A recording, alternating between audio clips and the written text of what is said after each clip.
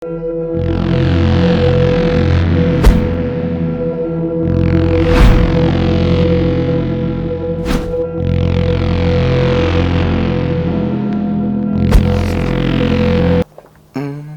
thầm mình anh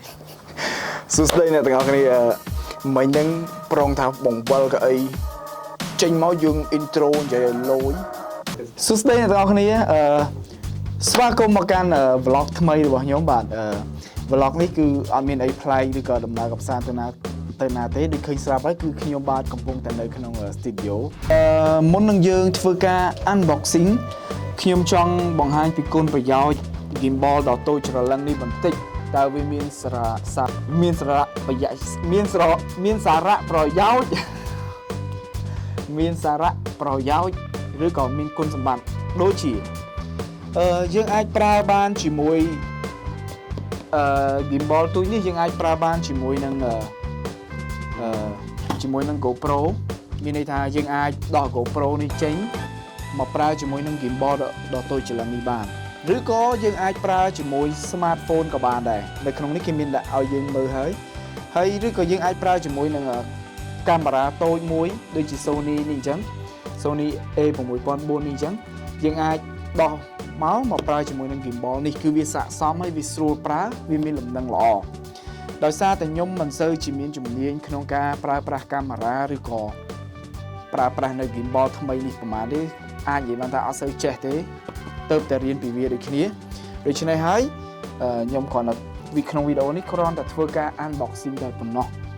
ok một lần chập đã unboxing về từ miền từ bộ cái cứ bật thay cái bật như chơi bằng tích trên từ ca bây giờ đại sa thì nhóm mặt đây thưa video unboxing thế này cứ chỉ là tìm mùi hay được bà sen chỉ mình cùng họ khó cố xôm cùng bà cái bà cán đại sa thì nhóm mình chỉ nè chùm niên pra camera ấy thế rồi có pra gimbal ấy thế còn là thưa ca chạy đồng lấy unboxing làm bây giờ đang thạc hàng không nắng miền ấy khác khi này tụi ngọc này lấy dương chập đầu unboxing ok ô tên nào mình đây chứ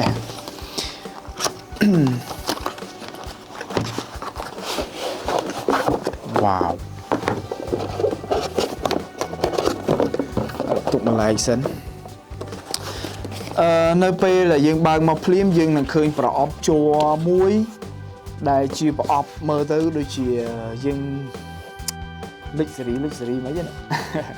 xong rap nè đại sản lãnh camera đôi chi nhóm rồi có opco pra tẹt tôn ng camera đôi chi nhóm oi đập unboxing rồi có dương ba nơi là bỏ tại thâm mây một phim khơi với chúng ngồi không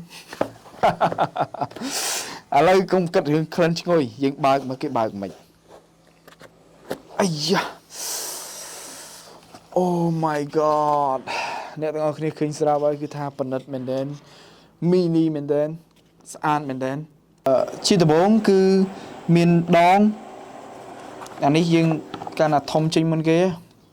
នេះគឺជាដង gimbal ស្អាតមែនទេ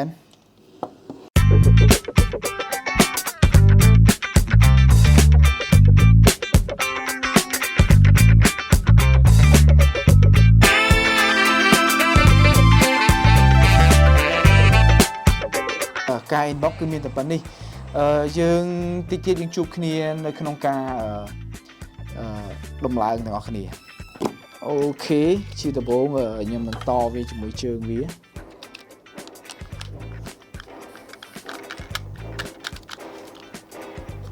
អូខេរួចរាល់បន្តមកទៀតដោយនេះទុកម្លាយសិន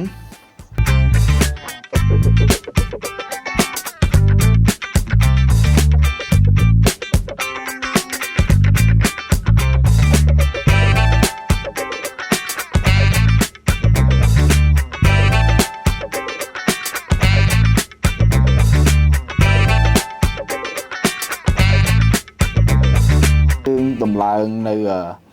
ដង Crane M2 នេះរួចរាល់ហើយវីដេអូក្រោយខ្ញុំនឹងធ្វើ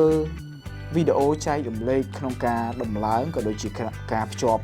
ប្រើប្រាស់ជាមួយនឹងកាមេរ៉ាដើម្បីប្រើជាមួយនឹង Crane M2 នេះចង់ដឹងថា A6004 ហើយនឹង Crane M2 នេះយើងប្រើប្រាស់នឹងដំឡើងដោយរបៀបណាខ្ញុំនឹងធ្វើវីដេអូដើម្បីចែករំលែកទៅអ្នកនរគ្នា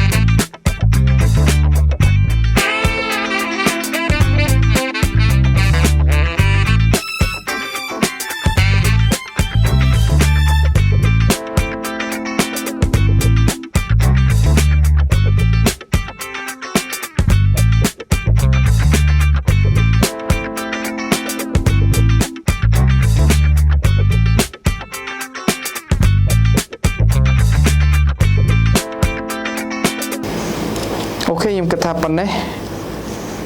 nhưng cái tháp bên đấy ai bàn ấy ở đây dương xạ bờ xạ mớ ca bác dương con tờ rồi bê tông đi từ lơ đấy cứ bờ rồi ok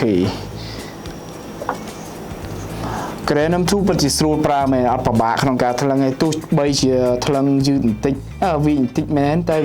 วิทลังเอาไปยังปลานี่สูเหมือนเดิมมือบานให้ในตอนนี้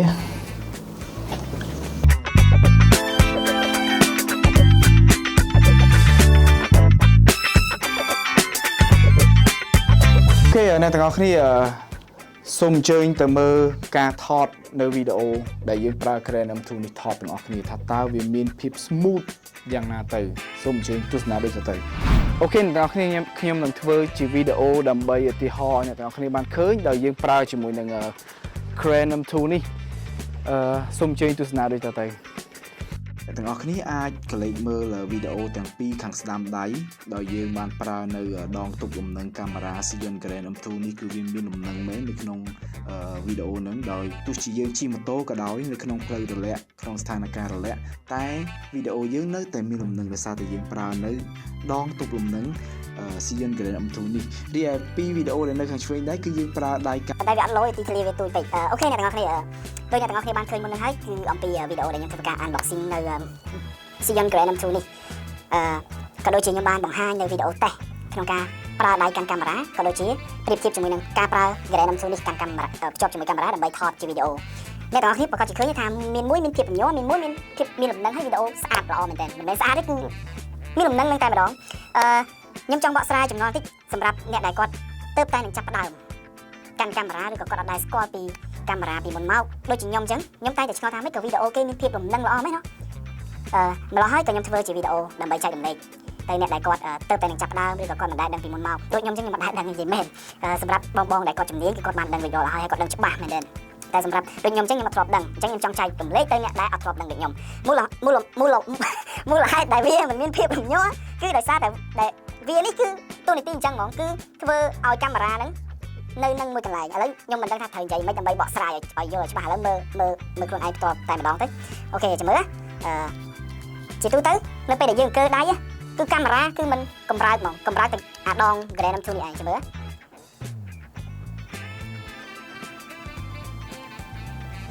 អ្នកទាំងអស់គ្នាឃើញអត់គឺតែខាងក្រោមទេខ្លាំងមែនទេប៉ុន្តែ Crane M2 នេះព្យាយាមទប់លំនឹងរបស់កាមេរ៉ាឲ្យនៅនឹងមួយកន្លែងដែលជាមូលហេតុធ្វើឲ្យវីដេអូនីមួយៗដែលថតប្រើដងទប់លំនឹងមានលំនឹងច្បាស់ល្អអូខេសង្ឃឹមថាខ្ញុំអាចក្នុងវីដេអូនេះខ្ញុំអាចស្រាយចម្ងល់របស់អ្នកដែលមិនធ្លាប់ដឹងពីមុនមកដូចខ្ញុំចំពោះដងទប់លំនឹងកាមេរ៉ាអូខេនៅក្នុងវីដេអូនេះគឺមានតែប៉ុណ្្នេះឯងសង្ឃឹមថាអ្នកទាំងអស់គ្នាចូលចិត្តនៅវីដេអូខ្ញុំមួយនេះបើសិនជាពេញចិត្តសូមកុំភ្លេចជួយចុច Subscribe នៅខាងក្រោមក៏ដូចជាចុច Like ចុច Share ផងខ្ញុំនឹងព្យាយាមផលិតនិងធ្វើនៅវីដេអូផ្សេងទៀតដើម្បីចែករំលែកទៅអ្នកទាំងអស់គ្នាសូមអរគុណ